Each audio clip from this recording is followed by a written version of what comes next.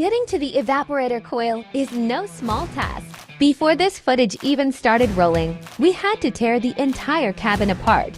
Front seats loosened and removed. The entire center console had to come out, along with carpeting and most of the interior trim. And then there's the dashboard. Every panel, every screen, every hidden fastener, it all had to be pulled. Steering column lowered, airbags carefully disconnected, HVAC ducts detached. It's a methodical process that requires patience and a lot of labeling. All of that just to reach one part, the evaporator coil. It's very deep inside the HVAC box, hidden behind everything else. Now we're putting it all back together. Every connector, every bolt, every trim piece has to go back exactly where it came from. Miss one plug, a sensor fails.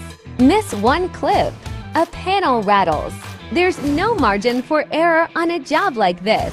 From start to finish, this repair can take multiple hours, depending on the model and how many surprises are hiding behind the dash.